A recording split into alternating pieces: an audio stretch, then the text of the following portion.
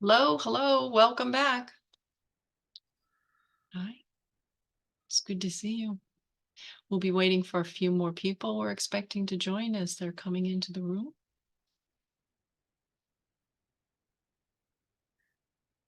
And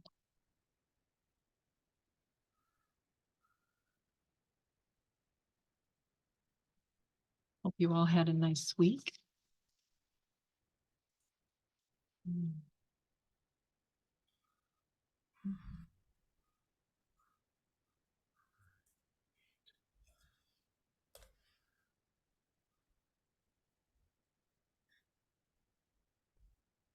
Mm.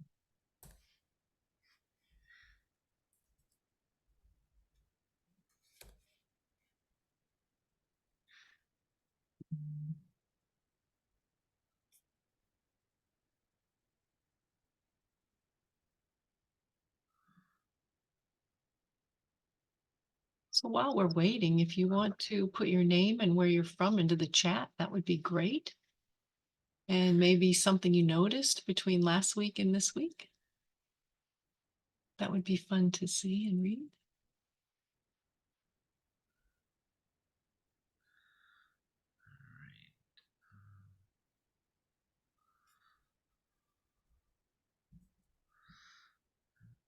Someone just emailed me looking for the link for tonight, so I'm going to just find that right in the thing. Thank you.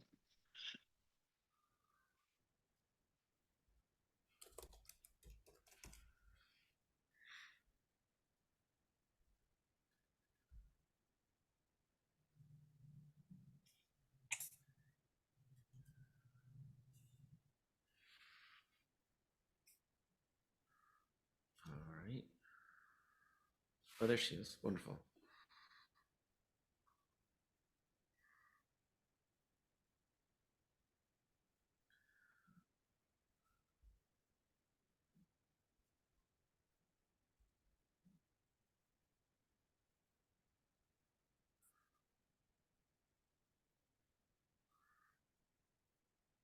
Ginger, can you hear us? Or it's just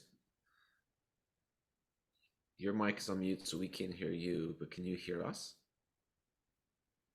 Like a thumbs up. Yes. Okay, great. And I am going to put the program page, as you know, all your information that you'll be looking for is in your program page, as well as the recordings will be there also. You would have received that in your letter that came out, I think 1 or 2 days just before the course started, but I'm going to pop it in here so you have it again.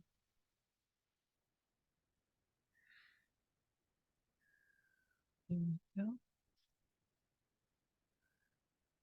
If we get more people, I may paste it again. Let's see.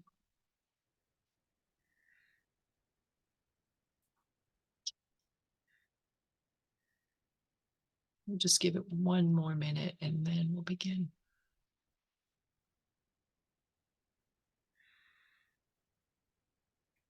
As we're starting, does everybody have a little glass of water with them? No, it would be a great time to uh, make sure you have that with you for tonight.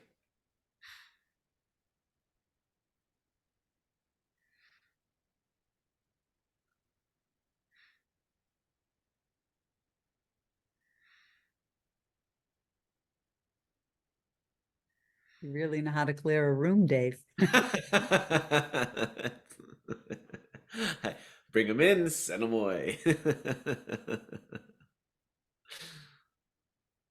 Ginger say she's all set and she's choosing to have her? Because I was working on something. Ginger, can you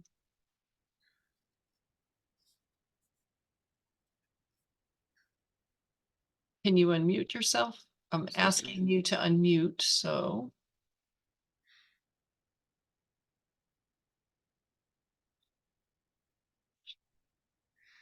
Mm.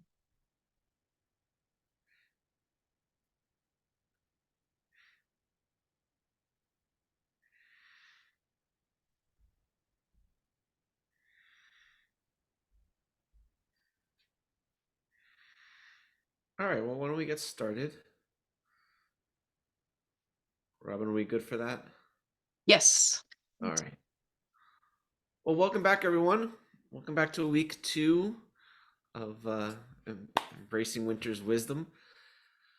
We're going to start with introductions again. Obviously, we all introduced ourselves more fully last week, but I'm just curious about how to go this week going slow. You got a couple people put some things in the chat, which is wonderful, but I'll invite you to share what was it like for you going slowly this week, and was it easy? Was it hard? Did you need a constant reminder? Where'd you go with that? And like I said, just as I did last week, I'm going to go around as you show up on my screen in a clockwise fashion. So, Wendy, you're up first. Okay. Well, like I said in the chat, it was definitely easier to go slow on the weekend, because at work I'm kind of have to go fast. And that's part of the point of my job, is to be as productive as possible. But I appreciated on the weekend just being able to go at my own pace. I didn't have much of anything planned other than, things that need to be taken care of around the house. So tried to stay a little more connected with nature when outside than I usually do. Like, I'm trying to go into more of appreciation of what is, rather than just, oh, it's cold out here. Oh, good, lovely, lovely. Yeah, it's so weird when I want to go slow, but the world's like, no, no, no, you need to be producing, you need to be moving at this speed. Definitely highlights the contrast of where you want to be, or what nature's offering, and then what society's offering, asking for you to do. Yeah, that's a tough thing to switch back and forth on. Certainly, I'm sure. Thank you, Reverend Kathy.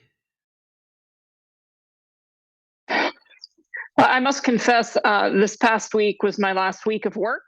And so I kind of forgot about the instructions until I think I read the reminder email, because it was very quick. But what I've learned, as I've learned many times, is the body has a way of slowing us down. So my husband managed to get COVID. So I've been running and helping him, and then I came down with it. So now I am forced to be slow, which I've also learned in the course of my life, as stress often pushes for sickness, which pushes for slow. But yeah, I'm glad to be slowing down. Now I naturally would be slowing down, but this definitely puts it into a fast forward slow, if you know what I mean. Like, there's no choice. Oh, yeah. Thank you for sharing, and certainly illnesses will do that. We can get sick for lots of different reasons, but one of them certainly is, a message from the spirit being like, we got to change you up a little bit. I'll say that when I got COVID back in October, I had one day where I let myself, I sat on the bed. I didn't feel terrible, but I didn't feel great, but gave myself permission to do nothing. And like, that was the most relaxed I'd felt in a long time. Yeah, well, I hope your symptoms are mild and it passes quickly for you. Yeah. Ginger, we got some video set up.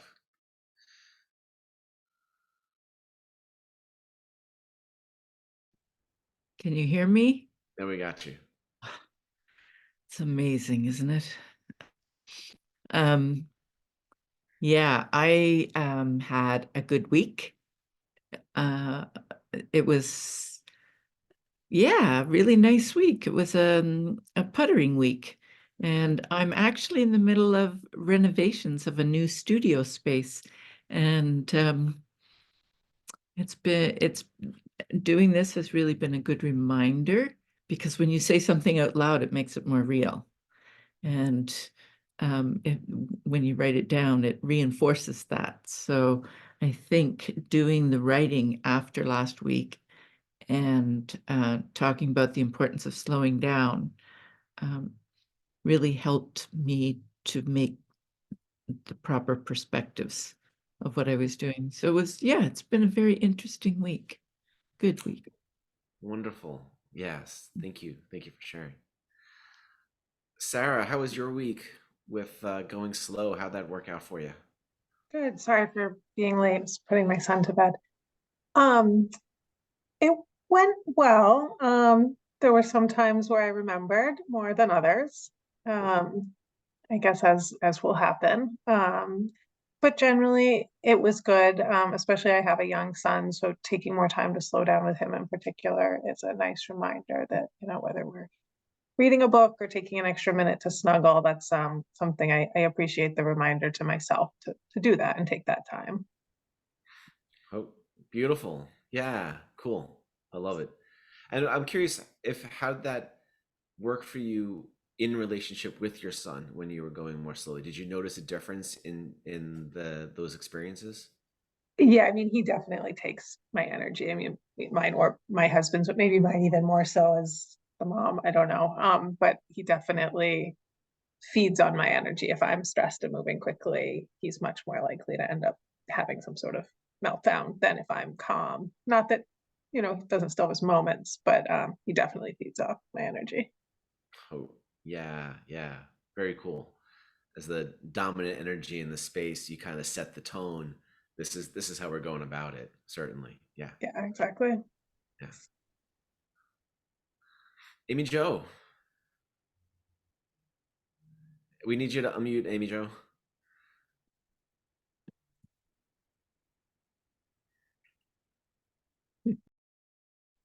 There we go. There we go. It was a great week. I really thought about it a lot. Slowed down in a lot of ways. I'm doing more yoga classes. I've reconnected with a couple people, two by chance, and then another one reaching out to them. And it's just been a great week. And as the week got better, the weather got better. I've been outside more and doing things like that. And I had a great Reiki session this morning, so I'm lovely. That sounds great. Wonderful. Lovely. Thank you for sharing. Jody. Yeah, it was also a very pleasant week for me. I was creative for Valentine's and getting things sent out, tasking myself, but going slow, staying home. It was okay, move, and it went through my mind many, many, many times when I'd go slow. It worked really, really well.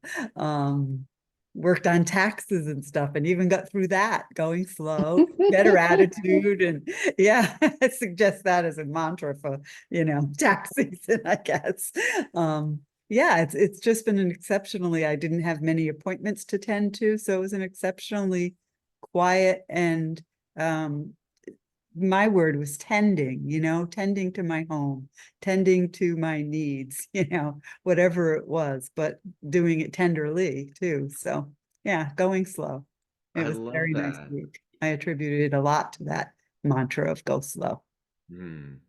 I love the word tender in that. Mm, Certainly, it's pretty hard to be tender when we're going quickly mhm, with ourselves, with others, with life, so mm. going more slowly opens up the door for that kind of experience, that kind of action and interaction. Yeah. Excellent. Yeah. Thank you. Robin, how was your week? Oh, it was lovely. It's very similar to what many people have said. That going slow for me was not about the movement of going slow. There was a lot of things to do, but it was the attitude and the energetic slowing down versus for me, there was a lot of things that had to get done, but staying present and just noticing around me.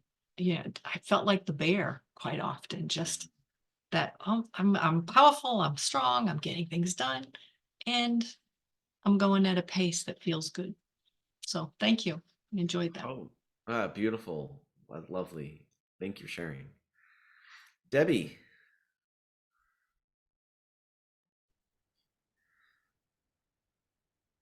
challenging. I mean, by nature, I don't like the word slow.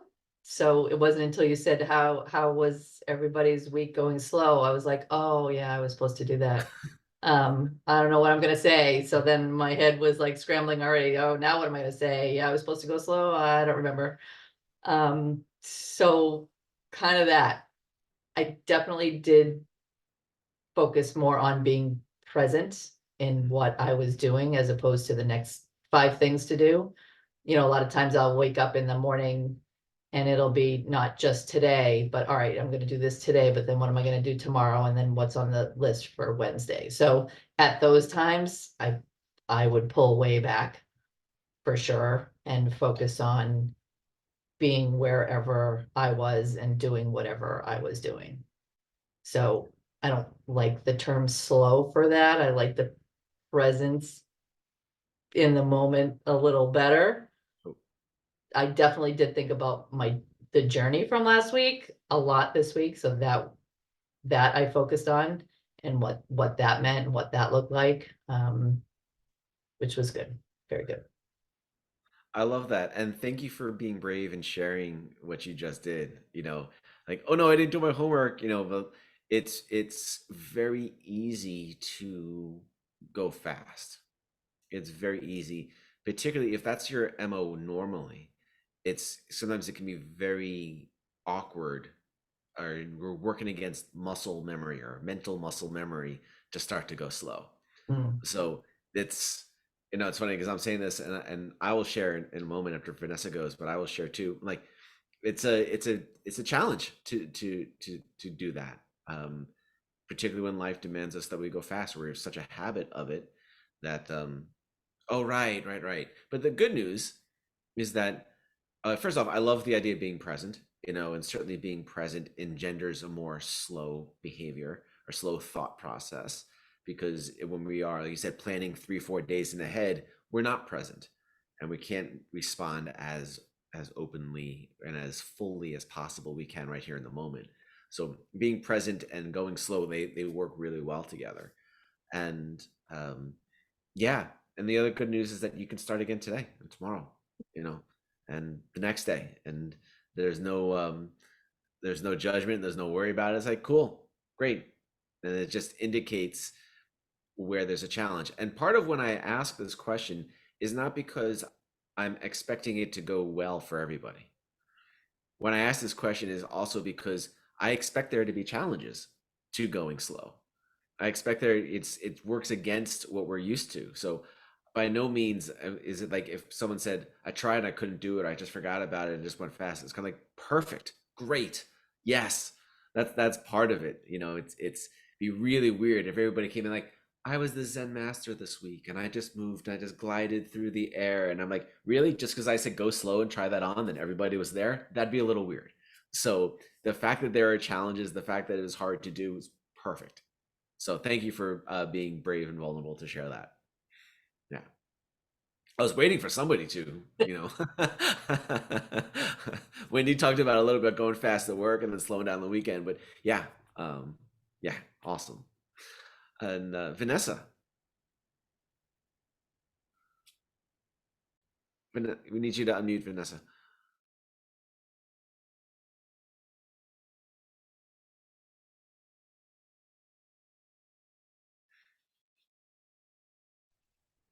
Okay, am I unmuted? Yes, you are. Okay. Oh my God, so sorry. I really didn't know how to do that. So I want to say, in general, I go very slow all the time. And I can't see everybody. Maybe that's better. That's better.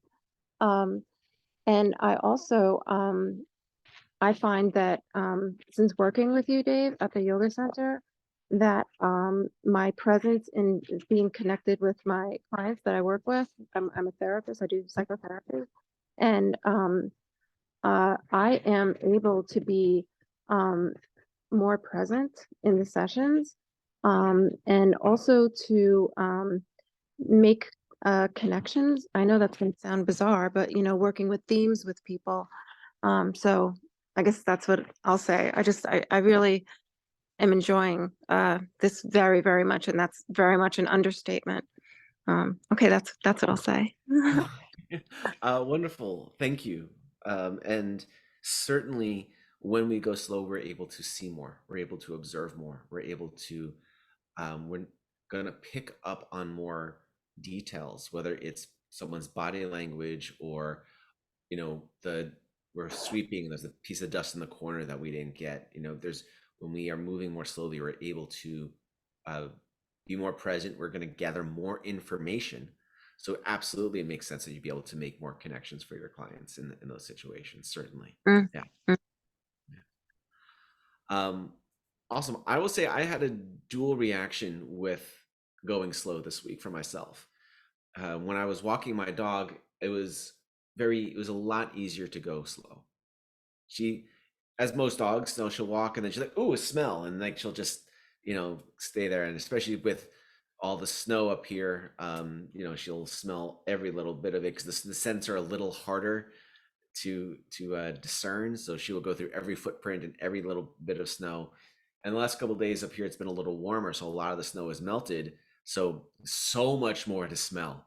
So like all of the dirt's there, the fresh mud, and so we had a walk today. It was a relatively short walk, but took us a really long time. And I appreciate it. And I just let her go slow, and that was great. On the flip side, I had a light couple days of clients yesterday and today. And so plenty of time to do office work, to take care of taxes, to, write up some proposals for other things. And when I was taking a break on that and like going to grab lunch, or I'm going to go for a walk, or I'm just going to just take a break, my mind was having a hard time appreciating the slowness and said, "Oh, I should be doing this. I should be taking care of this. And don't forget to do this. And oh, right, we gotta look at Liz's car for this. We gotta take care of that." And like it was a pull, almost kind of like I should be going, I should be doing that. Regardless of the fact that I'm saying, "Hey, everybody go slow this week," because I'm the master of going slow. It's a challenge. It's certainly a challenge to do that. So that was my experience with everything with slow this week. Tonight, stepping into round 2 of our class, we're going to talk a bunch about water, and we're going to talk about newness. So tomorrow being the new moon. And is it Wendy? Is it your birthday? Happy birthday, Wendy. And so tomorrow is the new moon, and we're going to talk a little bit about what that is and how the moon, clearly we all know, I think, that the moon and the water are very intimately related, right? The moon's gravity takes, the tides follow the moon's gravity over the course of the day and the month. But the other thing about tomorrow's new moon is that it's also the start of the Chinese calendar. It's the Chinese New Year tomorrow. And so the Chinese New Year starts usually the second new moon after the winter solstice. Every so often it ends up being the third, but typically it's the second. They consider when the winter solstice is to be the 11th month, and so then after one more, then the starts tomorrow. And so the energy of this new year, we've been in the year of the rabbit, which is, delicate, it's quiet, it's simple, it's humble, it's fast, it's doesn't really have a large footprint, in the world, compared to we're stepping into the year of the dragon tomorrow, which is, first off, it's not only is it the only mythological creature of the Chinese zodiac, but it's a honker. It's a big one. Kind of going from this really meek, rabbits are skittish and they run away, and they're not they're these little small furry things, to like this gigantic fire breathing reptile that has got an incredible amount of power. So as we're stepping into this new moon and this new year from their calendar, it's a really great time to kind of start setting intentions and thinking about newness. And although, yes, this is winter's wisdom and we're still in the slowness, we're having, this class here in February. So things are already stirring a little bit for the new year. This for spring. It's already stirring. Granted, I can say it's plenty evident here with the snow having melted in the last couple of days. We've had a couple warm days. I'm sure it's going to get cold again. March is notorious in New England for, all sorts of, you can have 70 degrees, you could have 20 degrees and 2 feet of snow. But there's, even if we still had like 2 feet of snow on the ground outside, things are already starting to stir. We're past the solstice, obviously. So we're already moving in the direction of summer. And we're also past the halfway point, Groundhog Day or Imbolc, that was last week, that we're past the halfway point of winter. We're barreling towards spring. So if I were teaching this series in like end of December, start of January, we wouldn't be talking about this as much, because that's got a different energy a moon cycle ago. But as we're here, things are starting to move a little bit. It's a great time that we have this kind of 1 foot of winter, 1 foot in spring. Subtly, maybe it's kind of like half a foot in spring and 3/4 feet is still in winter. I'll let you guys figure out which is a 1/4 of a foot. But this time we're going to start to think about newness and intentions and how we're going to move things forward. And we use water with this. You can use any of the 4 elements, but given that we are in the season of water from Chinese medicine, and we're going to lean into that.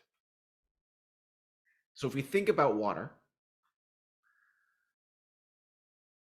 well, I will actually I'm going to popcorn this. If you think about water and how that element shows up in your life, in the world, I'm just going to let you guys kind of come off mute and throw up a couple ideas about that, and I'll take some notes, and we'll kind of gather all the energy of water for a moment. So what do you guys got if you think of water?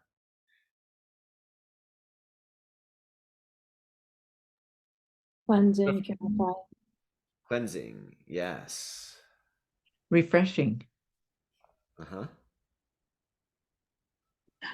I think of animals when I think about water, because I think of like the streams and the deer that they're drinking from it, and the birds. That's what I think of.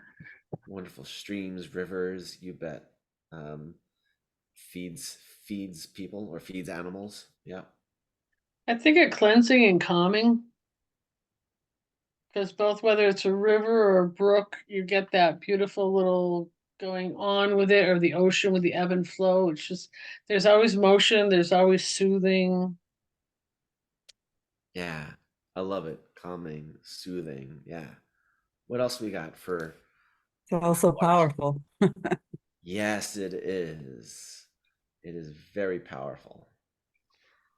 I'm thinking from Qigong, the flow, Tao, the flow of water. Yes, absolutely. It flows.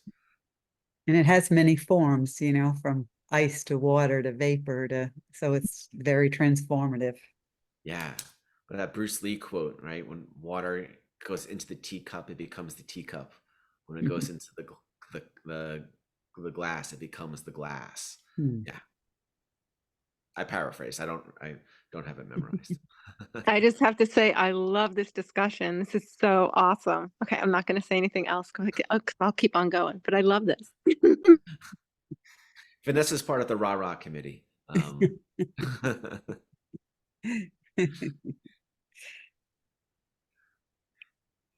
right, so water shows up in all of these forms, right? So it's cleansing, it's refreshing, streams, rivers, oceans, right? Certainly calming, soothing, and powerful, right? So water spans the gamut, right? It can be this gentle brook or a mist in the air, very fine, just gentle, soft rain or a cloud. It could also be a crashing wave. It could be a tsunami. It could be, a waterfall that is a tremendous amount of pressure, a tremendous amount of crashing and ability to shape the rocks around it and to move things, right? Water is also, of course, we call it like the birthplace of life, right? The thing about in the uterus, the amniotic fluid, like we're born in water. or we were created in water, and then however we actually were born, however we came out, but like we were formed in water. And that to me is one of the things for us tonight, of like setting intentions and using water to help set intentions with that. Right? We're going to do that towards the end, but we're going to kind of think about water overall. And we also consider that we are 60 or 70% water in our bodies. Right? At all times, that is what we're made of. There's a gentleman, I think, Dr. Emoto from Japan. I think he's passed away at this point, but he did a whole study about water, and he wrote a couple of books, all these beautiful images of water or ice crystals. So what he would take was water, and then he would start to freeze it. And the moment that it would freeze, like an individual ice crystal would form, he would take photographs of this. And we might think, well, they all kind of look the same, right? It just has that hexagonal pattern. But what he did was he influenced the water by saying words to it, or writing words on a piece of paper. Words like thank you, or please, or I love you, or, playing different kinds of music, playing Beethoven, playing, saying I love you or thank you in different languages, saying this is water from a rainstorm, this is water from, untreated, this is water from filtered, this is water that was microwaved, all of this. And what he did was he noticed all of these beautiful differences in the crystals that were formed. And in fact, I can bring that up real quick and show you some photos.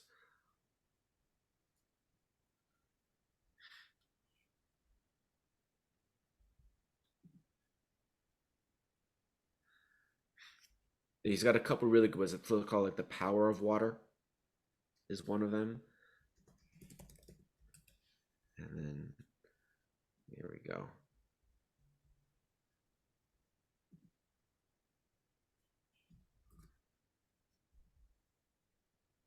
So what I will do is I'm going to share my screen.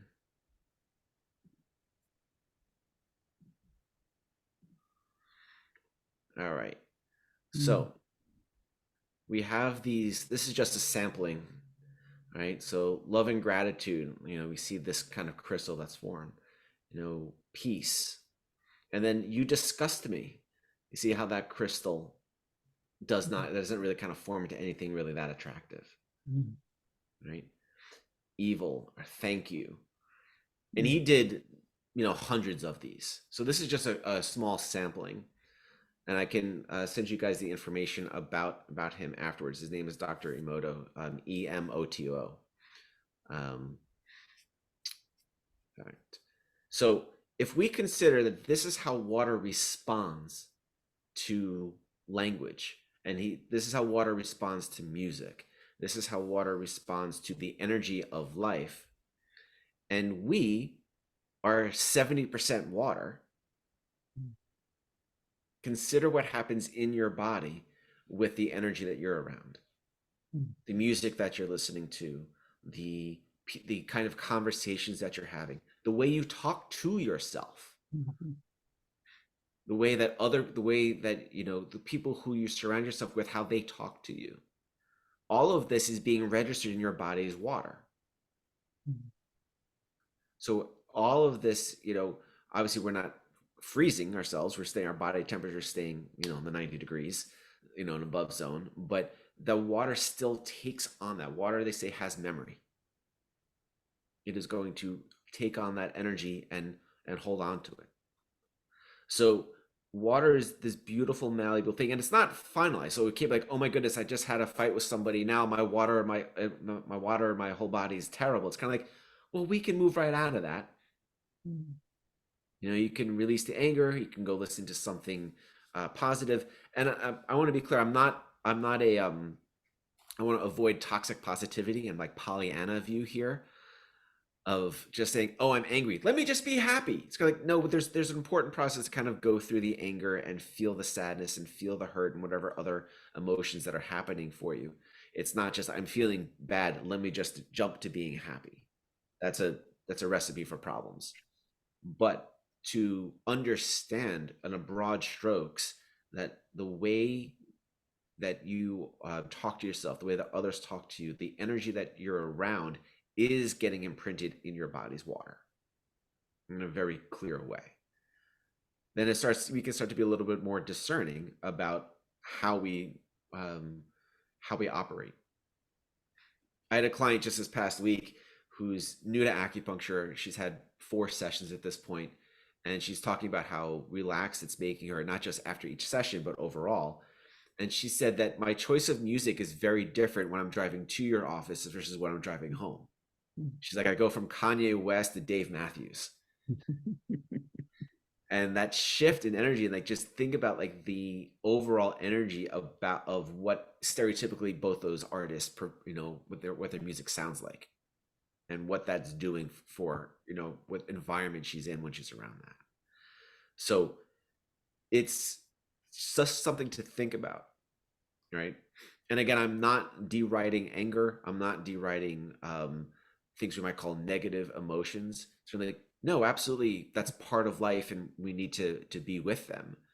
And there's sometimes it feels really good to put on some Led Zeppelin or something really hard and just like, I'm raging out for a little while. Absolutely, go for it.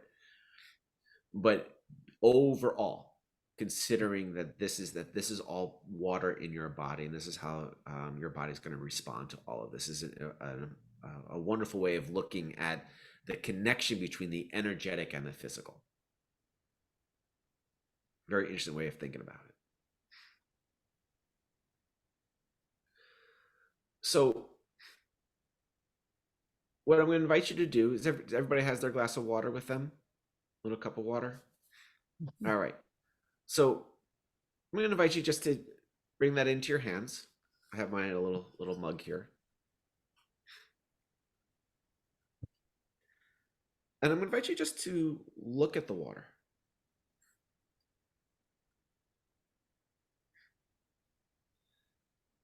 And if you slightly rotate or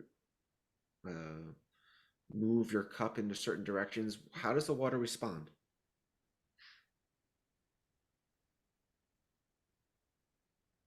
How is it moving inside that vessel?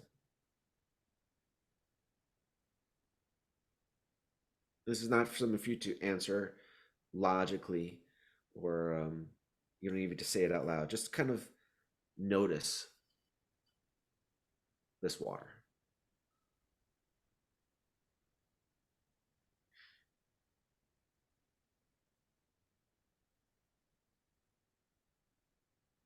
You might even consider the form that this water is in now. Sitting here as this clear liquid, watching it bounce back and forth off the walls of your glass.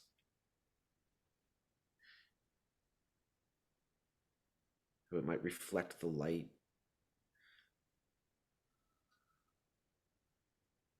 Or how it changes the vision, how it changes the image of what's on the other side of the glass.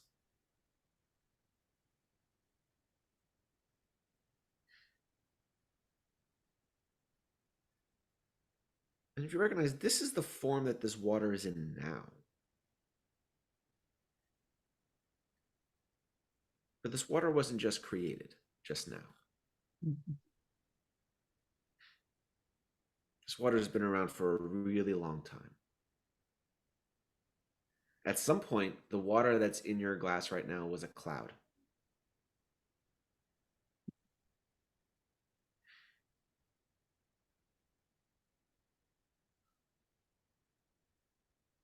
And where this water goes once you ingest it, maybe it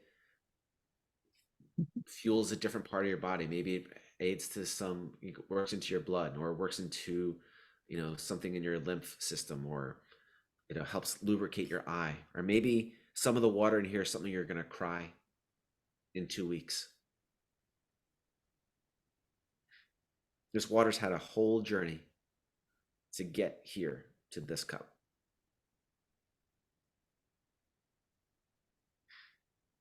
And its journey will continue. Whether eventually this water gets breathed out as water vapor out of your lungs and returns right back to the air,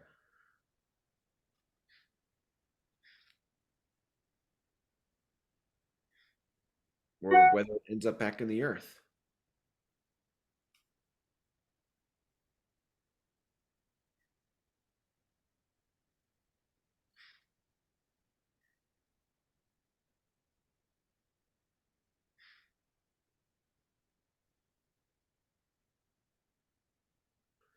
You might even say silently or out loud, if you're muted, if you want, hello to the water.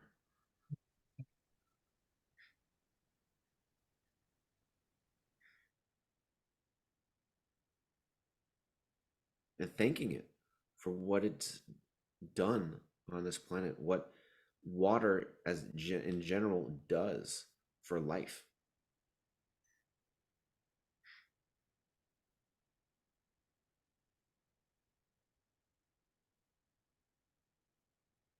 Acknowledging you would not be alive if it weren't for water.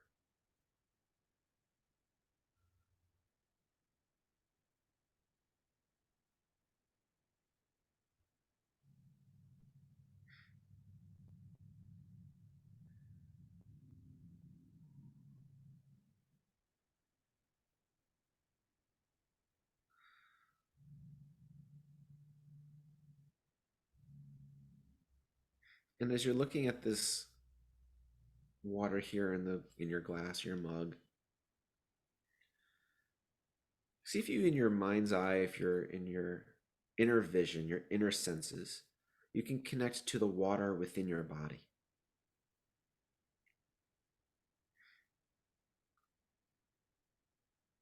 The water's in every cell.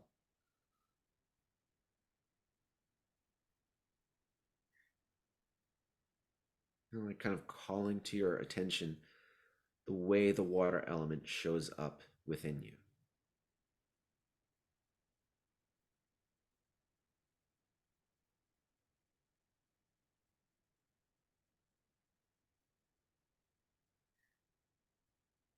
You might even get a sense of how is the water flowing within you.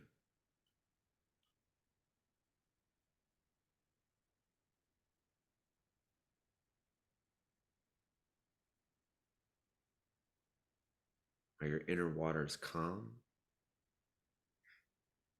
Is there a storm that's coming through right now and they're all riled up?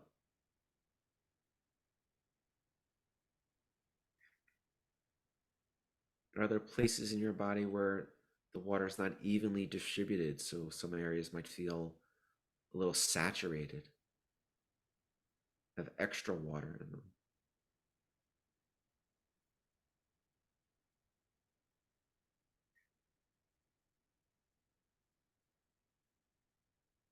Are there areas in your body that are parched, that are lacking adequate water?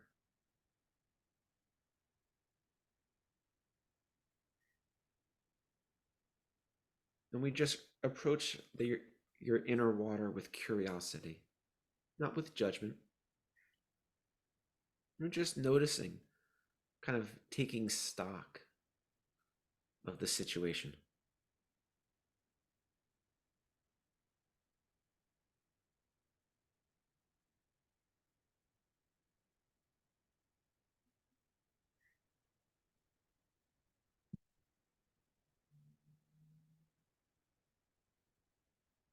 And maybe to your inner water,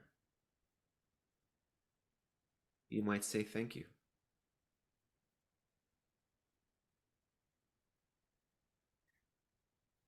And appreciating all that it does to keep you alive.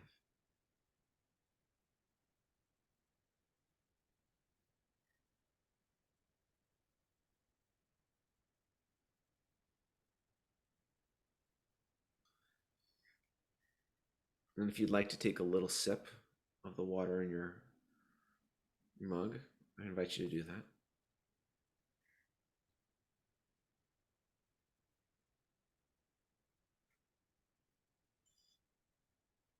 And feel that water as it enters your body.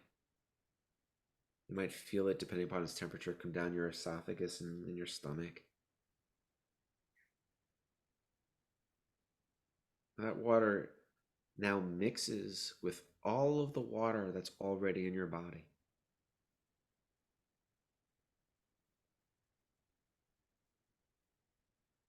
It's bringing its energy, the specific energy of the water in that glass,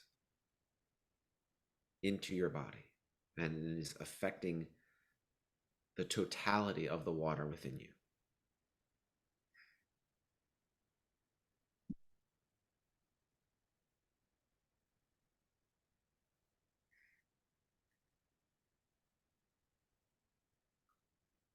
So following what we were just looking at with Dr. Emoto's work, what would it be like to infuse some gratitude into this water? If you consider this glass of water that's in front of you and really just be grateful for it. Grateful for, you could say, for the access to clean drinking water. What a gift that is.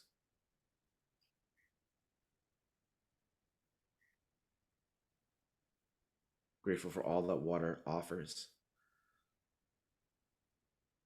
Think about that time when you were particularly parched on a hot day and then you had some water and how good that felt hitting your tongue and your throat.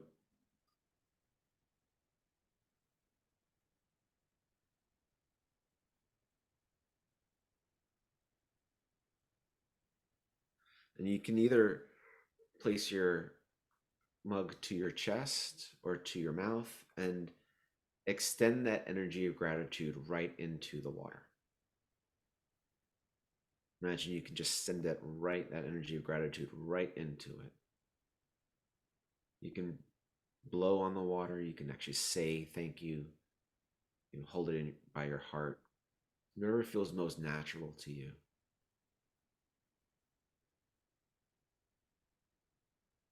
To offer that prayer of gratitude into water.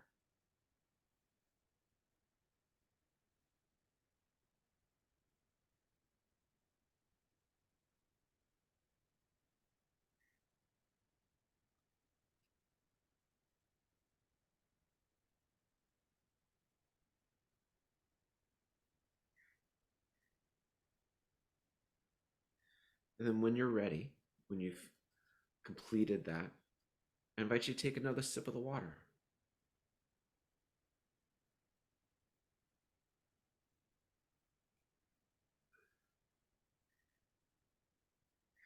And how does that feel coming in? This water you just infused with gratitude.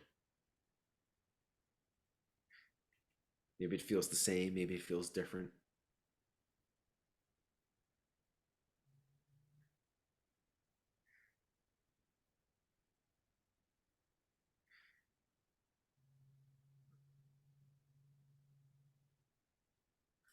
Yeah.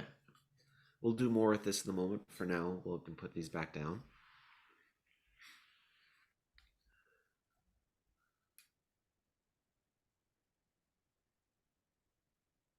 So how'd that feel for you guys?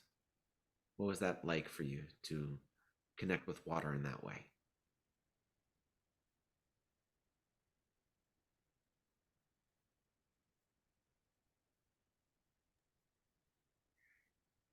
Okay, Jody. It's almost like I feel the stillness of the water just resting in the glass.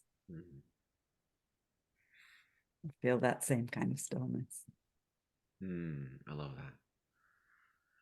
And it's wild to think that that was a rainstorm at some point. That this was not, it's not always been this peaceful, just sitting there. It hasn't been all this still. Yeah. I feel like it's like kind of relates to the slow, and that like right now the water like doesn't really have anywhere to go. Like it's not in a rush. It's just there. Yeah. Yeah. Yeah. And how gentle it is to, I've always found when I'm kind of like moving the cup around and doing that, like how gentle it is to be able to do that. And then it comes back to stillness, and it's kind of like this little, it's like a play, can play with it a little bit. Um, yeah, love it. I found it to be almost soothing and almost a smoothness going down. Where it was just being absorbed into everything. How, yes, beautiful. Where I live, I happen to have well water and it's a shallow well. So, when I see the snow melt starting to happen and the gravity bringing the water down the hill, I just know there it is. It's going to form itself for me, and I'm going to have that gift of life right there. It's nice Yeah, to know that it's right there. that's so cool. That's, I haven't thought about that. Yeah, I have well water too. I love that. Yes, wonderful. Yeah. Mm. I've actually, Dave, like never thought of water like that. I mean, to Dave and to everybody, but I thought that was just incredible. Thank you. Yeah, certainly. Mm. And so simple, right? And we drink water every day, ideally. And so thinking about, all the forms that it takes, whether you're making coffee or tea or just straight up tap water, that this is, you know, um, thinking about drinking water mindfully. Mhm. And not to say that every sip that you have to take has to be mindful, nor is that like you have to go slow every single step of the way that we did last past week. Like not at all, but we can add this extra layer of understanding and appreciation for water itself, knowing that that is immediately feeding us with that same energy right afterwards. It's also the only fluid that we require. Everything else we drink is just a mixture of water and something else, but water is the only thing we require. Yeah, yeah, yeah. Mhm. So how cool is it to like appreciate our base requirement? Yeah. Mhm. Excellent. Ginger, do you have something you're coming on and off from mute? Do you have something you'd like to add? It's only because I forgot to fix that button. I was wondering why it was going green, but every time I would take a deep breath after somebody said something, I'd see that.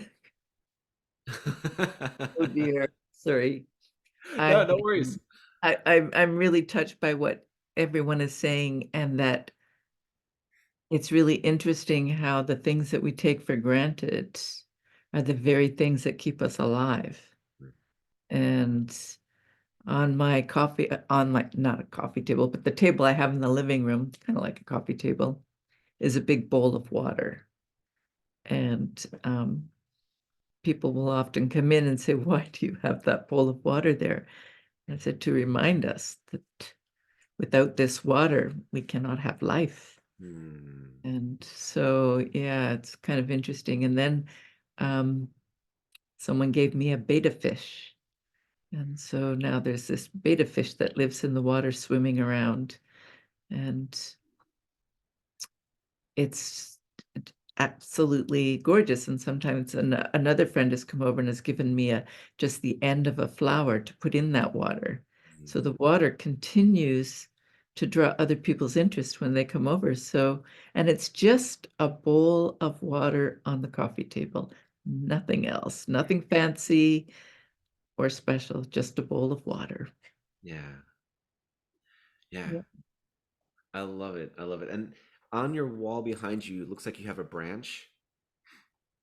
Is that This here? yes. It's actually a piece of driftwood. I grew up on the water, and that's and I collect driftwood in the ocean, so that's one of the pieces. I love it. So thinking about wood or plants and trees take in water and sunlight and look what they're able to create. Yeah. Those are the two elements that they take in.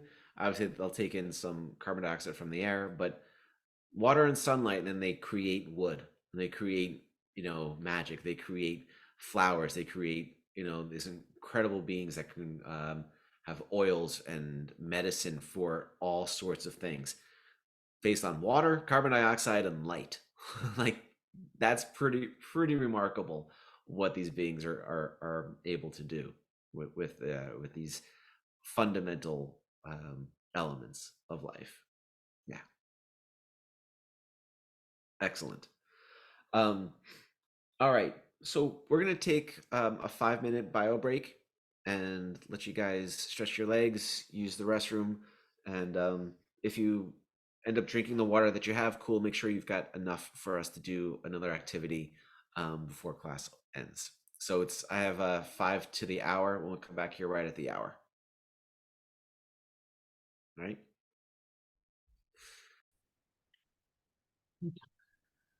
So certainly, for people who are watching this later, Robin, we were just talking about prayer and the idea of like before a meal and what that can offer. And if I think about times that I'm cooking and cooking with love, and not just me, but anybody, like you go to a place where like you can tell like this meal was cooked with love.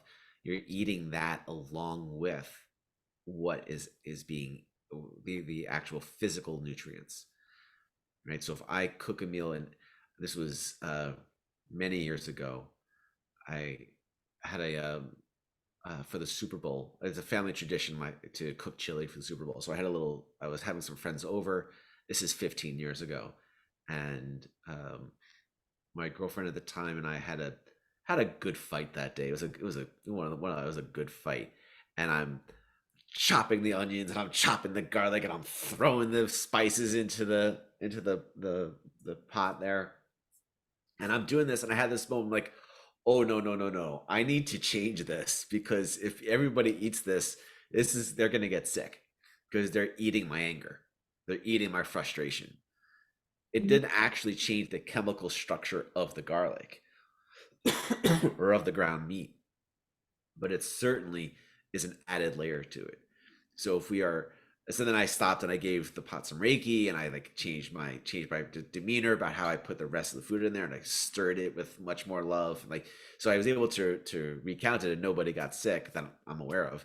But the energy that we're putting into our water, into our food, it's something that we're eating. And this is off topic from what we were tonight, but when I talk about shamanism, such a fundamental piece to it is about relationships, that if we think about the relationship that we have to food, like, oh, I'm bad for eating this candy bar. Well, you're adding in shame or something into what the candy bar is. Or like, oh, I have to eat kale. This is so stupid. I don't want to eat like this. Like, that is the energy that you're eating on top of what the actual chemical structure of what the kale is doing for your body. So it's being mindful about our relationship to the food as a whole nother layer, and an important one that talks about how we eat and our diet on top of actually what we're actually eating. So being aware of that energy is applicable to water, it's applicable to food, certainly to life in general. So yeah, thank you for that, Robin. I will say before we go on, in the chat here, I put in Dr. Emoto's name, as well as his website. There's a lot of information out there about him. There are books that he's written with a lot of these photographs, but those are 2 pages on his website. The first one is just the homepage in English. Obviously, it's primarily done in Japanese, but that's the page in English. And the next one is a collection, is a sampling of a lot of the photos that he took of the freezing water molecules. So I'll leave that for you to look through to peruse through at your leisure. So stepping a little bit more into the water element in Chinese medicine specifically, all of the elements in Chinese medicine have emotions associated with it. We talked a little about the organs last week. We'll talk about them a little bit more next week. But each of the elements has emotions and virtues associated with it. The emotion that is considered like the ill, the unhealthy emotion that is associated with water is fear. And the virtue that is associated with it is wisdom. So we could say that the journey of water, the water element in the body, is how do we transform fear to wisdom? Right? There is a way of saying like fear to love, and that's a different breakdown. But for specifically with water, we're talking about from fear to wisdom.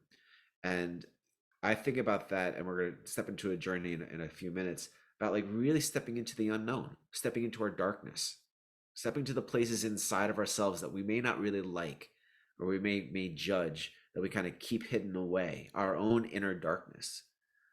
And we're scared of that. Like, why would it else be in our darkness? Like, this isn't okay, I gotta hide this. We were, for some reason, reasons, we've learned we want to hide this part of ourselves. This isn't safe. It's not safe for me to feel an old experience. It's not safe for me to express this side of me. Whatever it is, that we all have these parts kind of like locked away, and they're all going to be locked away because in some way they were said like we're scared of them in some way. So being able to move through fear, say I can look at this stuff, then that's how I step into a place of wisdom. Like if I'm scared of it, I'm not loving it. I can't see its gifts. I can't see what it's brought to my life. I can't see the lessons that I've gained out of having this experience. And for everybody here, I'm sure that there have been experiences in your life. This is like a guarantee that there is a lot of fear going into it. And then when you went through it, you're like, wow, I'm so glad I did that. Look how much I gained. Look how much I learned. May not have worked out the way you wanted or the way that you had hoped. It may not necessarily have been a pleasant journey to get there. But having gone through it, we could say, I can see the deep wisdom that was necessary for me to come out of this. This is the richness that I gained from having had these experiences. Moving from the unknown to, I would say, not just the known, but from the unknown to like the ultimate known would be wisdom. Because we can know things intellectually, we can know things like with data, and then we can know things with wisdom. Wisdom is like I see big themes here. I understand that they're broadly applied, right? Where intellect is all right. Is very data driven. I know all the capitals of the 50 states, and I know if you give me latitude, longitude, stick with geography, I know exactly where that is on the globe. Like, not deriding that kind of intelligence, not deriding that kind of way of looking at information, but wisdom has got its own flavor to it. Right? Wisdom says a lot with very little. So the transit of water in our human body of the water element in Chinese medicine moves from fear to wisdom, ideally. So the first point of the kidney channel, and we'll talk about this more next week, is on the bottom of the foot. It is the only acupuncture point on the bottom of the foot.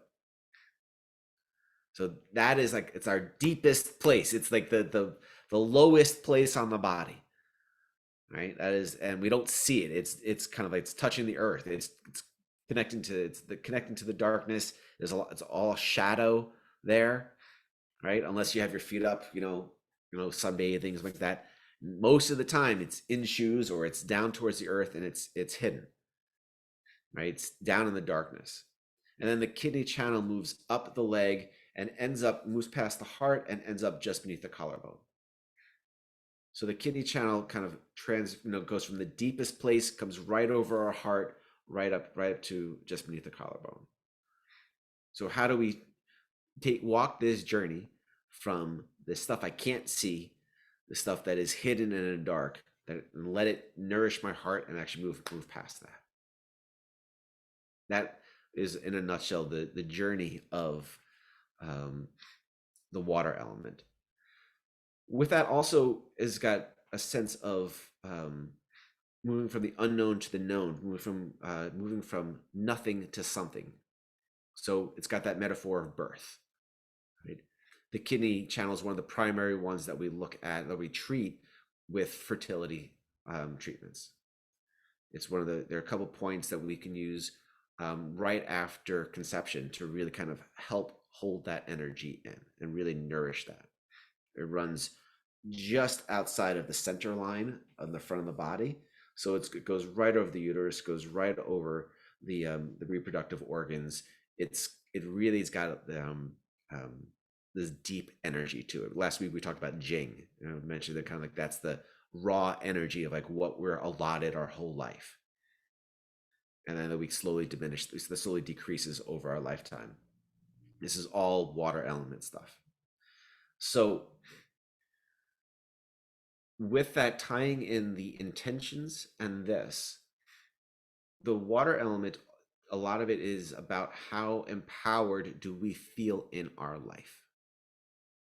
Do I feel I can face fear and with some bravery? Do I feel like I have some power influencing how my life turns out? Or am I such a wet noodle, to use very water language, that like this happens, I've got no control over my life, I can't do anything, and I'm just totally resigning, right? The water element asks for us to have a healthy balance between those two extremes of like I'm doing everything to I can't do anything and I'm completely powerless. So knowing there are going to be times in life where we are completely powerless, right? You're sitting in an airplane and you're hitting turbulence. Unless you're the pilot, you're just along for the ride. You are completely powerless in that situation, right? But there's certainly plenty of times when we can put our energy in and actually have an effect in our life, like a new moon, like what we're going through tomorrow with the start of the Chinese New Year. All right. So I'm going to guide you guys in a little journey like we did last week. And I want to just alleviate some concerns. Like, I'm not going to be guiding you into like some deep, dark trauma or something like that. Like, that's not the point of this. I'm not here to bring up old stuff and really trigger us. Like, no, that's not the point of this. Like, I think it's a great thing to do, but do that with like a provider who really knows your story, like you're working with a therapist or something like that. Like, cool. That's not this environment, right? But if we think about winter as kind of like, this is the time to really kind of get into our depths, reorganize some of the stuff that's like down in our basement, clean out the furnace room, what's going on down here. That's part of shoring up our resources. So come spring, we are far more grounded and far clearer about ourselves. This time when we can bring our energy within is a chance to like explore what is happening in my heart, what is happening in my psyche, what is some stuff, all this dust that got kicked up this past year that I haven't had a chance to process. What have I learned? What's the wisdom from all of this? How do I incorporate this into my life? That way, when I step forward in spring, I'm far more, far stronger, far more self-aware. Right? Does that make sense? Thoughts, comments, questions about any of this? Cool. I have a little tickle in the back of my throat, so I hope that doesn't, if you hear me cough while I'm guiding the journey, that's what's going on.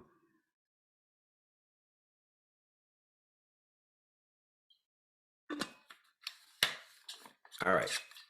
So just like last week, I'm going to test the audio to make sure that Zoom doesn't block this out and just consider it to be background noise.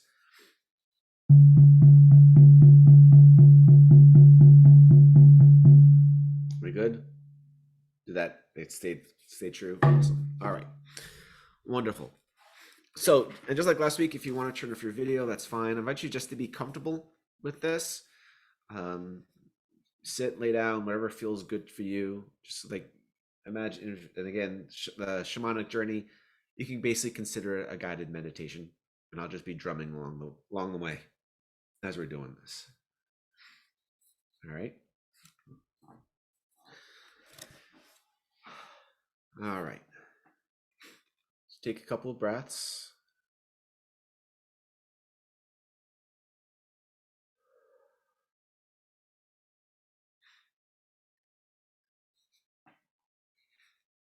And remember that with this guiding, whatever shows up first to any of the prompts, we just allow. Your mind might want to come back and make an adjustment, say, oh, this is better. I invite you, just whatever shows up first, we're just going to go with that. I'm going to say yes to anything that shows up for you.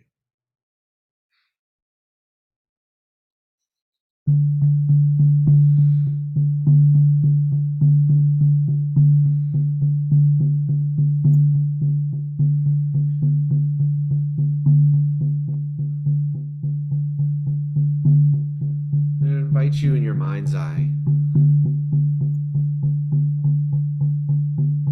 to imagine yourself in your heart. This is kind of like a dome structure that we'll see in your heart.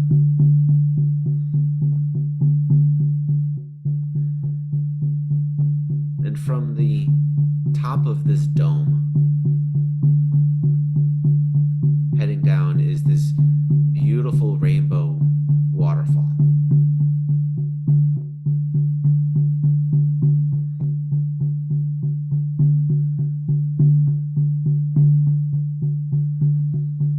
The rest of this heart area, this heart chamber, maybe some parts will be lit up, some parts will be dark.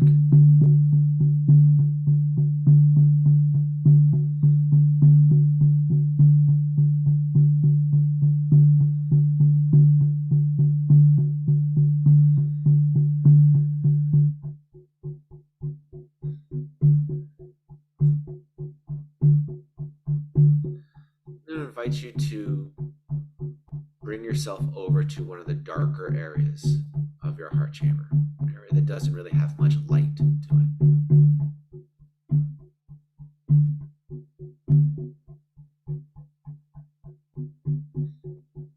And see if you can make out what's there.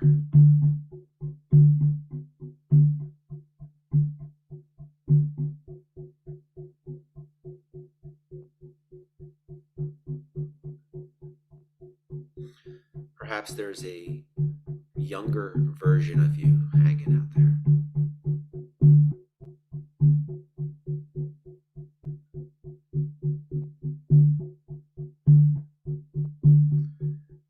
Maybe this version is young as a baby or a child, a teenager.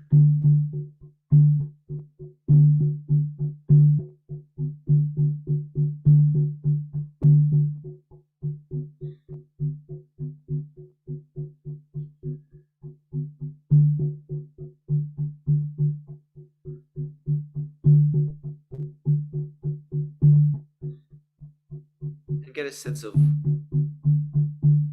what this little version of you is wearing. What's their hair like?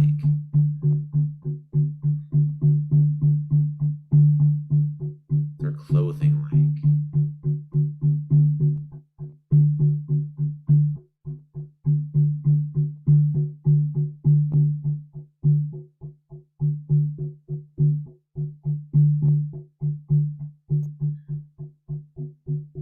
And how are they feeling right now?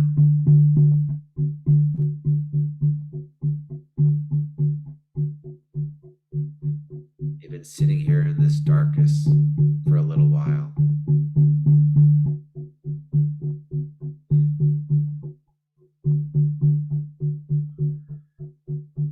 Chances are they're holding on to some discomfort.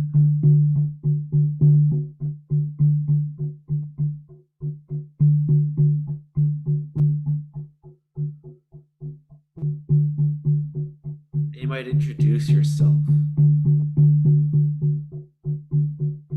acknowledging that you are them from the future. You are the adult version of them.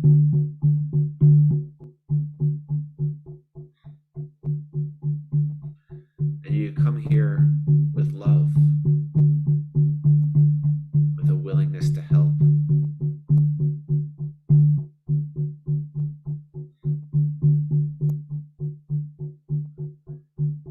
they be willing to accept that help. There's no pressure, there's no obligation.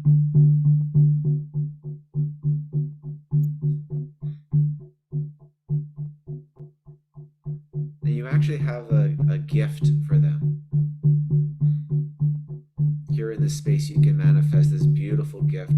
This little green glass.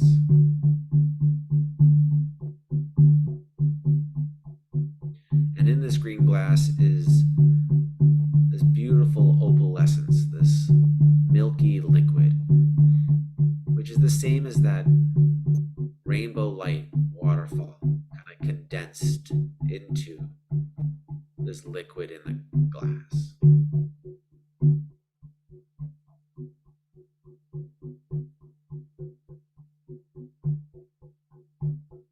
And let them know that this is a pure healing essence for them. This is a gift. You offer it to them. They can drink it like a shot. They can take a curly straw and drink out of it. They can take just a little sip. But it's theirs.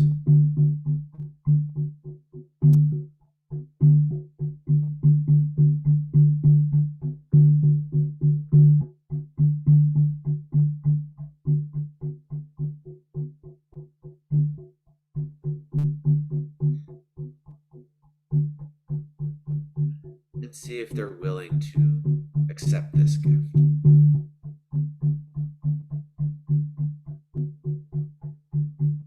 Willing to maybe take a little sip of that water. Letting them know that if they do, it will initiate a healing response in their system.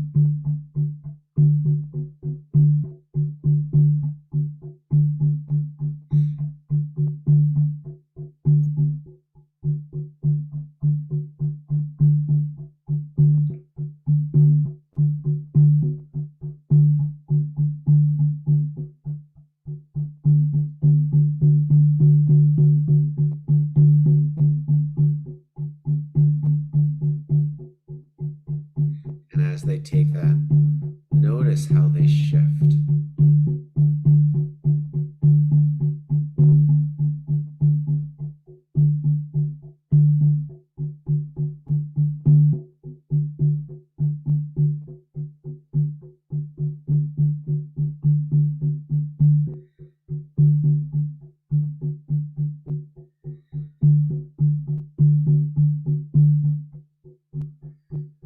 Now this little part of yours, this little being, is holding on to some pain.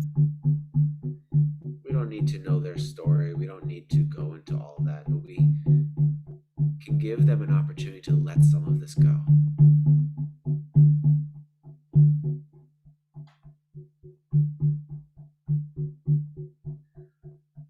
So on your left shoulder in this magical space, you've got this brown burlap sack.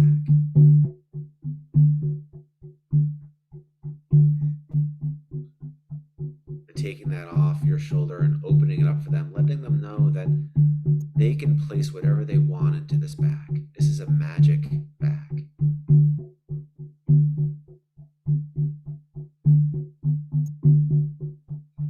And whatever goes in here, whether it's big or small, tangible or intangible, it will all fit. It can be super heavy for them, but for you, that bag will never weigh more than a feather.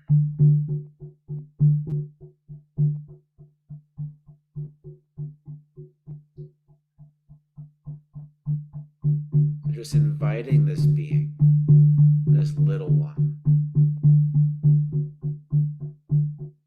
to place things in this bag, whatever they no longer wish to carry.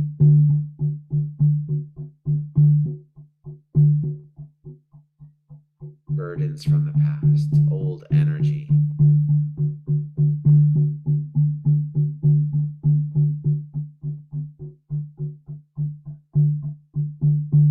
Energetic shackles.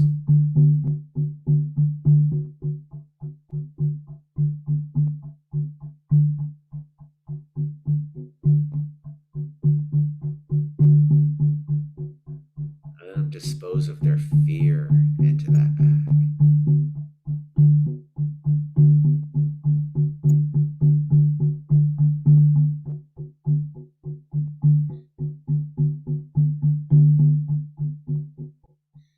And congratulate them for doing that work.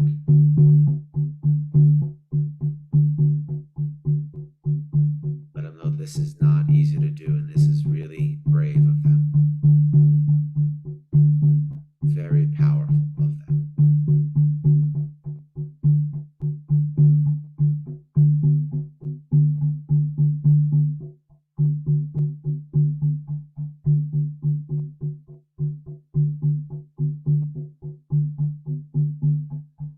And you can invite them with you back underneath that waterfall in the center of this heart chamber, letting this pure, divine, rainbow, magical light wash over them, cleaning them off, cleaning them out.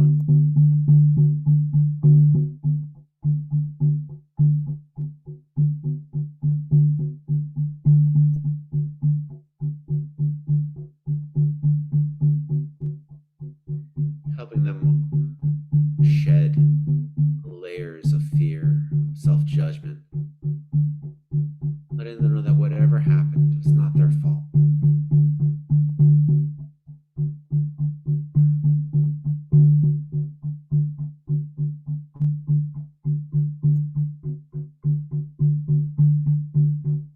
Letting them know that they're safe here, now, with you.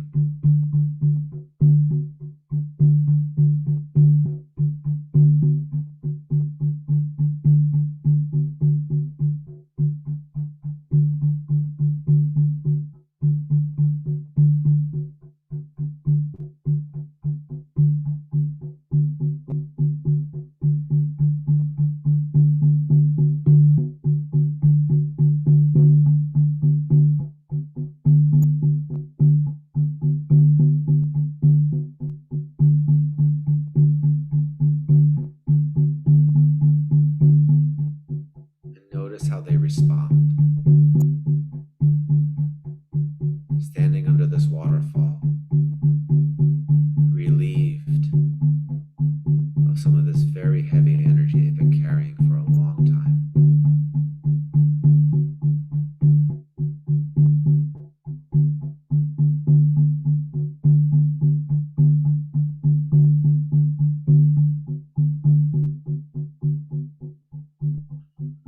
And let them know that they have this really cool opportunity now.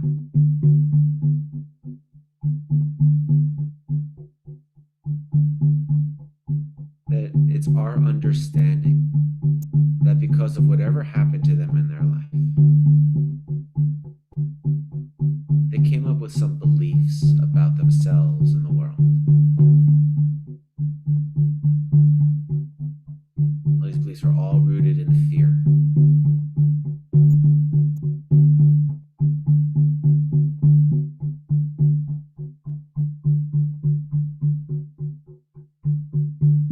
And if they want, they can let go of these beliefs. They can let go of these burdens.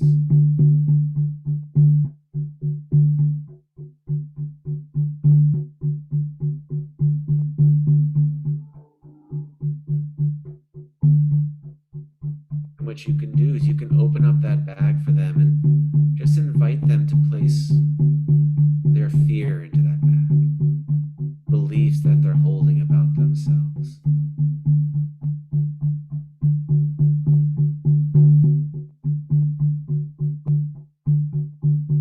They're not safe, they're not loved.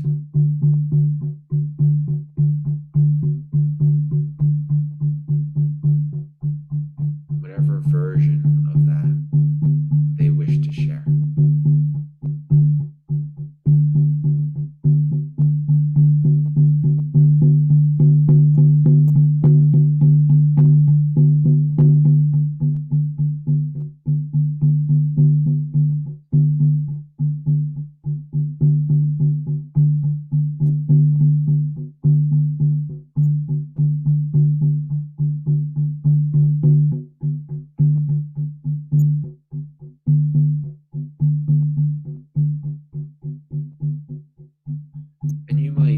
place one hand in front of their chest and one hand behind their back.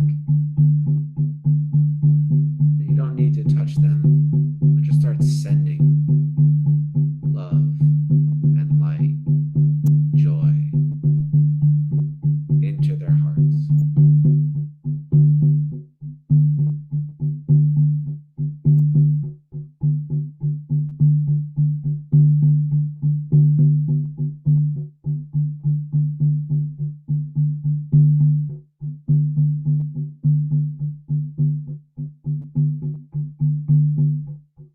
Filling them up from toe to head.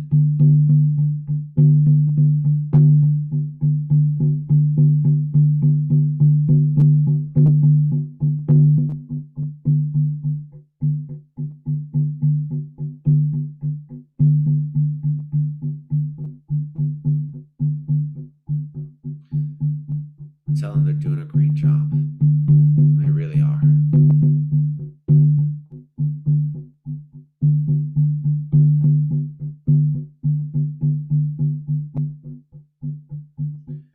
And that they have this amazing opportunity right now to forge a new path.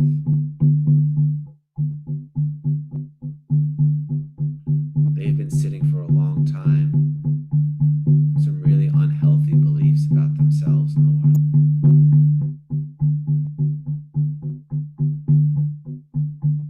But now they get to create something new.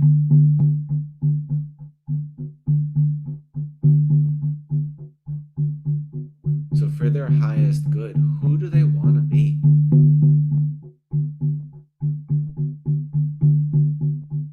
How do they want to be in the world?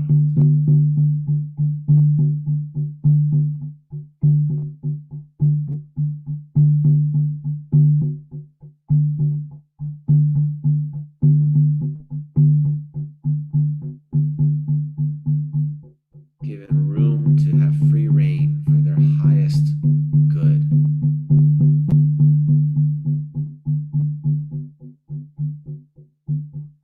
What direction do they wish to face? How do they wish to embody energy differently now? How can they fulfill their destiny of greater love, greater strength, greater peace?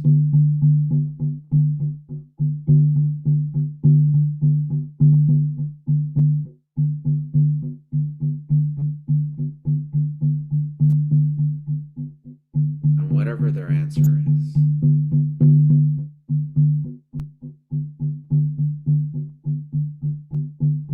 it's awesome.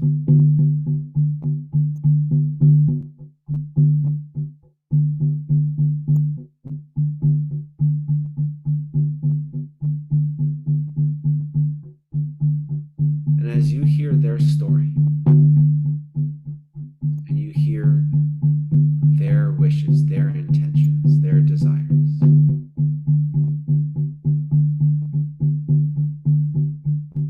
invite you to incorporate that into your own. As you can stand underneath that waterfall of light yourself.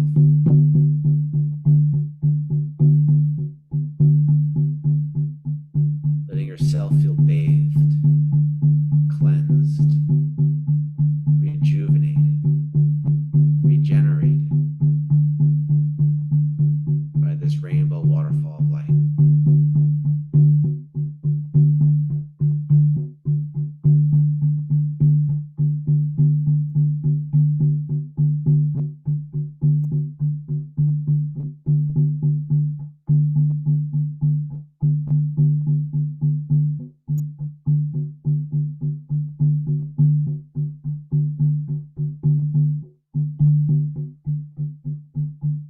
And consider for yourself, what do you most want?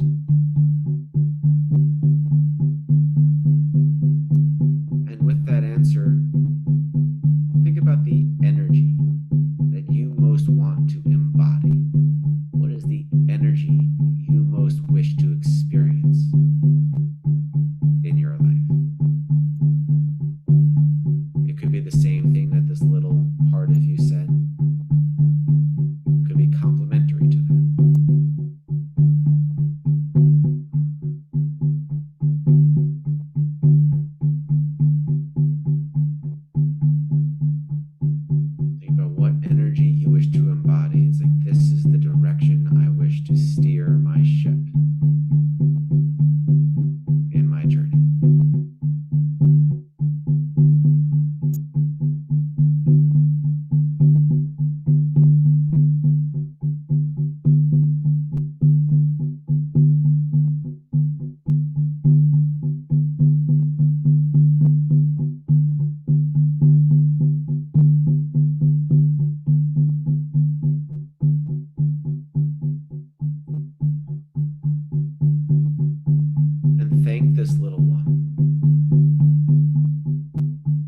being so brave and sharing with you all that it did.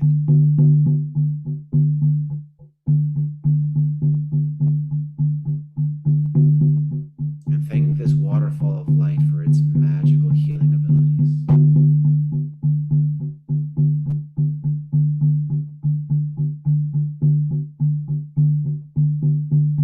And let this little version of you know that it's no longer in the dark. That you're here for it. That if it ever needs you, you will be here for it. You will be the liaison between it and the world.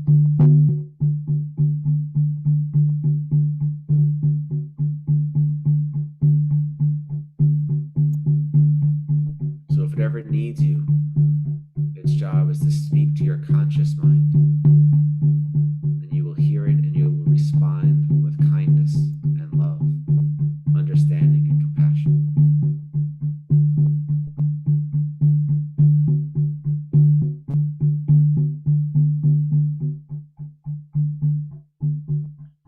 If it feels right to give this part a little hug or high five or handshake or whatever feels right.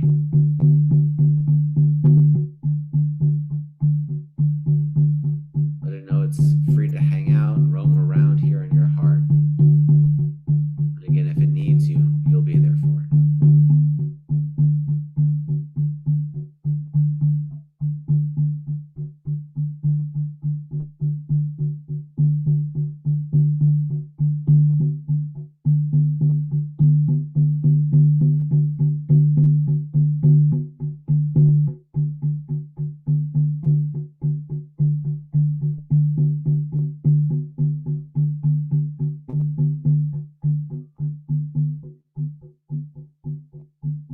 And then when you're ready,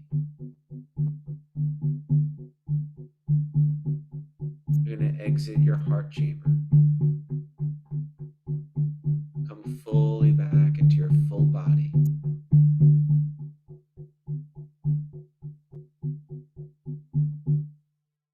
I invite you to take some notes about your experience.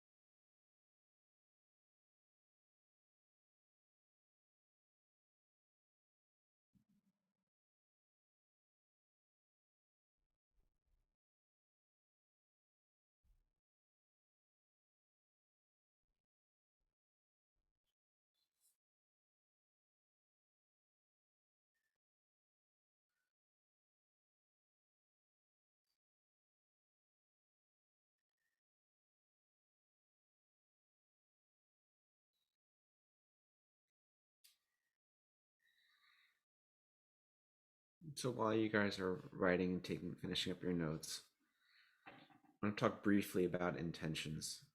And then we're going to do some more thing with the water. Combine the journey that we just did, the water, and round out the night. Sometimes when I've seen intentions taught before, or when the way that's taught, I want to try to manifest this very specific thing. I want a new job. I want a relationship. I want this relationship to end. I want, something kind of tangible. And I think those are fine intentions, but what I prefer and what I'm going to offer for you, particularly on the, as we step into a new moon, step into the new Chinese year, is think about an intention as this is the energy I wish to embody. This is the energy I wish to have in my life. So an energy of fun or playfulness, an energy of peace or love, an energy of inspiration, energy of joy, whatever that is, like whatever words resonate with you. Like if you want to set up energetically, this is the energy that I want my life to embody. This is the energy I want to call in to my life. And I use the term energy and kind of like this theme because it is independent of how it shows up. If we start like, it's about, this is the way that I'm viewing this. I'm intending to bring more peace into my life. Great. Well, that's going to show up with the jobs. It's going to show up in relationships. It's going to show up with my family. It's going to show up with my body. It's going to show up in all these different ways. But then, like, I caution against intentions of like, I'm going to be at this weight, or I'm going to be able to bench press this, or I'm going to be able to run at this speed. I think there's a place for those kinds of intentions, but I'm speaking to a different layer tonight. And more of kind of like an energy of peace, an energy of joy, an energy of whatever that is for you, whatever your little version, your little you offered, and then whatever comes up for you. So that, if you think about that, and if you bring your water again in front of you,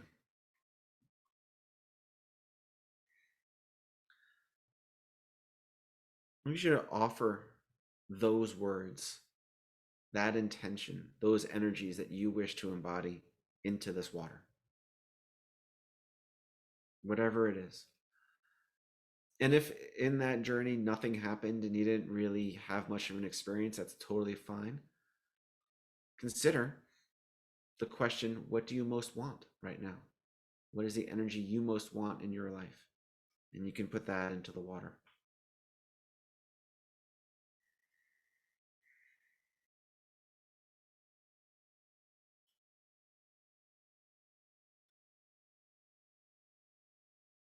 You can say it, you can just feel it from your heart, emanate out, and let it emanate from your hands.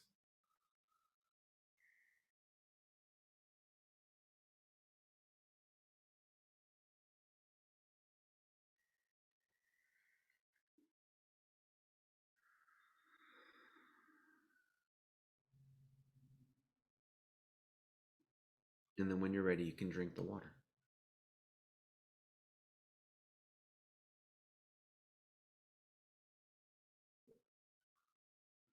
Now that energy is going to be moving its way through your entire water system, through your whole body.